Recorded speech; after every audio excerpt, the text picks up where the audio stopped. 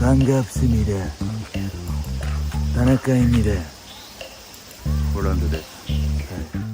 최근 엄청난 인기를 얻으면서 결국 유튜브에서 공주파 방송에까지 진출해버린 친한파 일본인 다나카상.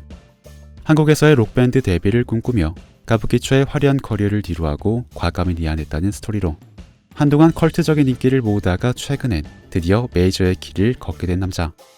개인적으로는 다나카의 팬미팅에까지 다녀왔었기 때문에 뿌듯한 마음을 가지고 그의 화려한 꽃길을 바라보다가 저는 최근 몇 년 동안 유튜브의 대세 문법으로 자리를 잡아왔던 부캐 세계관에 대해 문득 고민을 하게 되었습니다.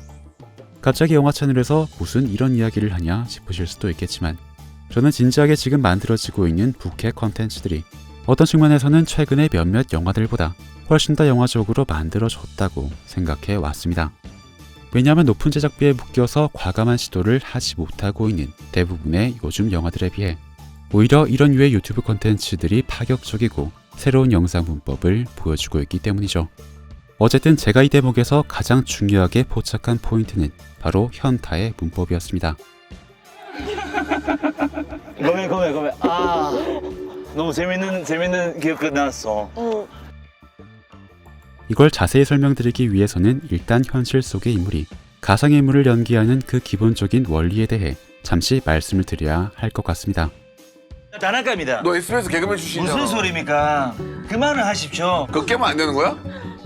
용우가 프로듀서 어디 있습니까? 여기 있잖아. 이렇게 안 하기로 했잖아. 정말 말도 안 되는 의혹이긴 하지만 이해를 돕기 위해 한번 예시를 드려보겠습니다.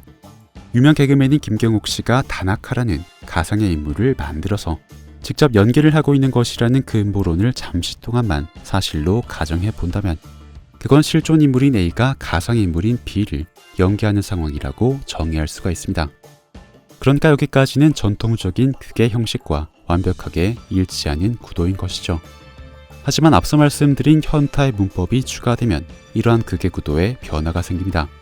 그때부터는 실존 인물이 가상 인물을 연기하는 상황 속에서 잠시 동안 실존 인물 본인으로 돌아오는 중간 과정이 추가되기 때문입니다. 즉 개그맨 김경욱 씨가 한국인 김경욱도 일본인 다나카도 아닌 두 개가 뒤섞인 존재로서 극에 참여하게 되는 완전히 새로운 상황에 돌입하게 되는 것이죠.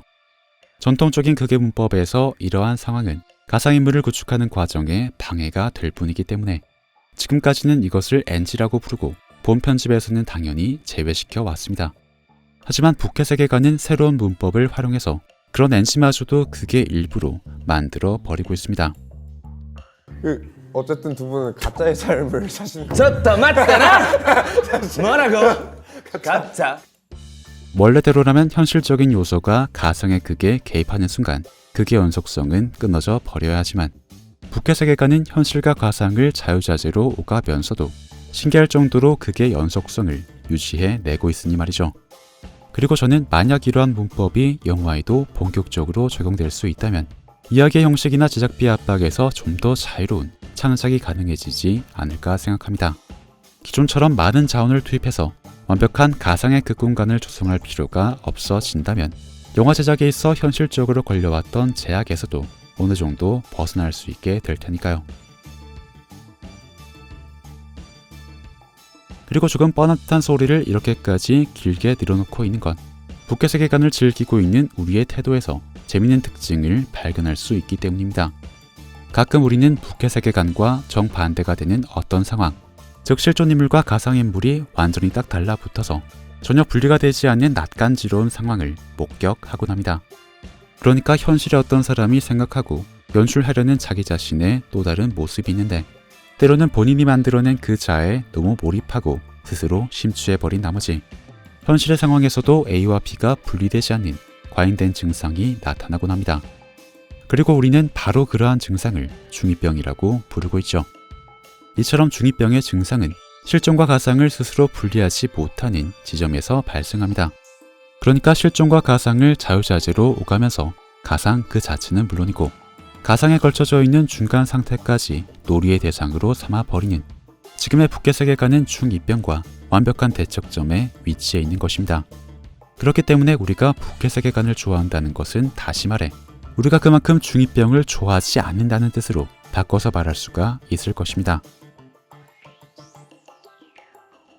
조금 뜬금없이 돌이켜보자면 저의 예전 영상에서 말씀드렸었던 것처럼 우리는 세계적인 강대국이 되어본 적이 없기 때문에 세상에서 우리들이 어떻게 인식되는지를, 우리들의 객관적인 위치가 어디쯤인지를 파악하기 위해 전전긍긍하며 애를 써야만 했습니다. 하지만 그 부단함으로 인해 오히려 지금은 전 세계와 교감할 수 있는 세계적이고 보편적인 문화 감각을 장착하게 되었죠. 그리고 우리와는 반대로 일본은 초강대국의 위치에 이미 한번 올라봤었기 때문에 오히려 그 자신감이 역효과가 되어 지금은 문화적인 갈라파고스 현상을 겪고 있습니다.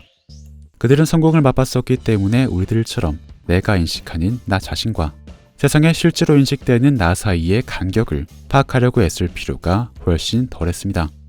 그래서 죄송한 표현이지만 지금처럼 전반적으로 중2병스러운 문화, 좋게 말하면 자기애가 강한 문화가 상대적으로 견고하게 형성된 것이 아닐까 싶습니다. 그리고 자기애가 강한 일본의 그 문화를 기반으로 실제와 허구, 그리고 현타를 통해 빠져나오는 중간 지점까지 모두 뒤섞으면서 탄생한 게 바로 지금의 다나카일 것입니다. 그리고 조금 이상하게 들릴 수도 있겠지만 저는 유튜브의 이러한 문법을 오히려 영화가 역으로 흡수하려는 시도를 하면 어떨까 생각합니다.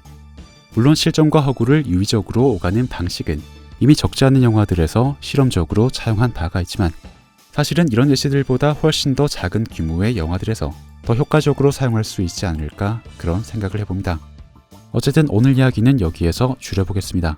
시청해주셔서 감사드립니다.